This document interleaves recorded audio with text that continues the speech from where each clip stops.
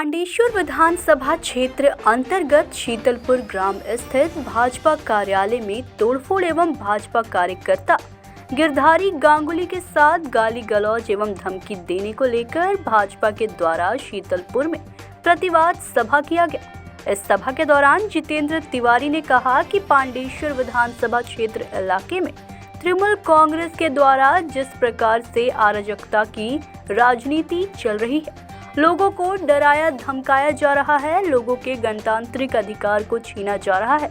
विगत कई दिन पहले हमारे भाजपा कार्यकर्ता गिरधारी गांगुली के घर पर पथराव किया गया, भाजपा के पार्टी कार्यालय को तोड़ने की कोशिश की गई। उसके बाद पांडेश्वर के डालूर बांध कोयलरी स्थित भाजपा पार्टी कार्यालय को तोड़ा गया। ऐसा कब तक चलेगा?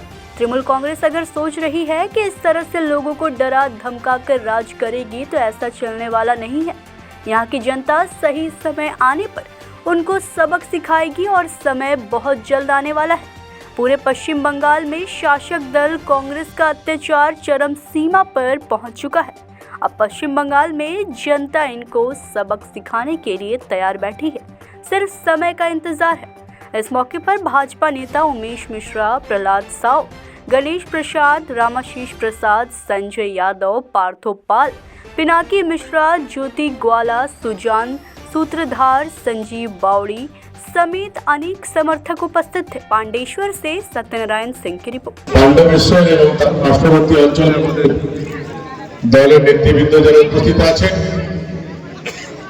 মঞ্চের সামনে আপনারা যারা ছোড়া পঞ্চায়েতের বিভিন্ন বুথ থেকে উপস্থিত হয়েছেন,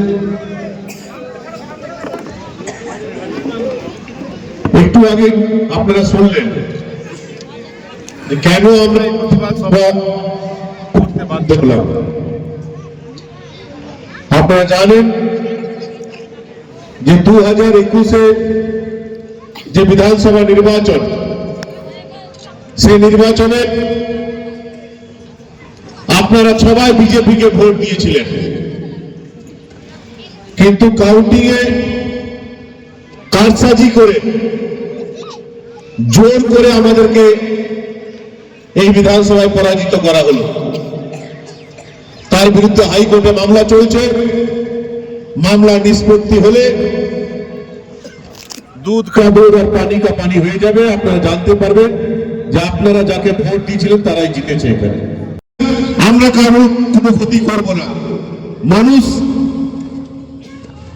তার স্বাধীনতা নিয়ে বেঁচে থাকবে।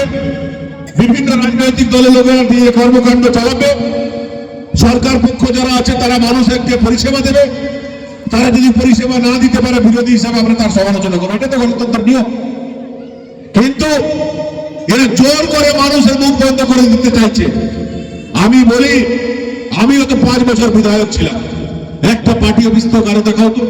সিপিএম এর পার্টি অফিস আমাদের কিছু লোকেরা, তখন তৃণমূলে ছিলাম, কিছু লোকেরা দখল করার চেষ্টা করেছিল। আমি নিজে দাঁড়িয়ে থেকে সে পার্টি অফিস খুলে দিয়েছি। ঝাঁঝরাতে বিএমএস এর অফিস দখল করার চেষ্টা করেছিল, আমি দাঁড়িয়ে থেকে সে অফিস খোলা করেছিলাম। কারণ আমরা এই দর্শনে কোনোদিন বিশ্বাস করি না।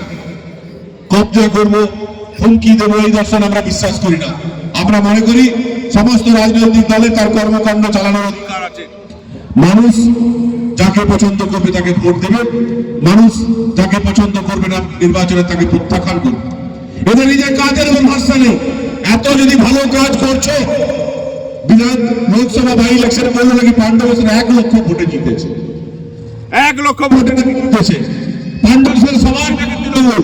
আরে সবাই যদি তৃণমূল হয় তাহলে এই যে 5000 মানুষ কোথা থেকে বেরোলো? কয়েকদিন আগে শুভেন্দু অধিকারী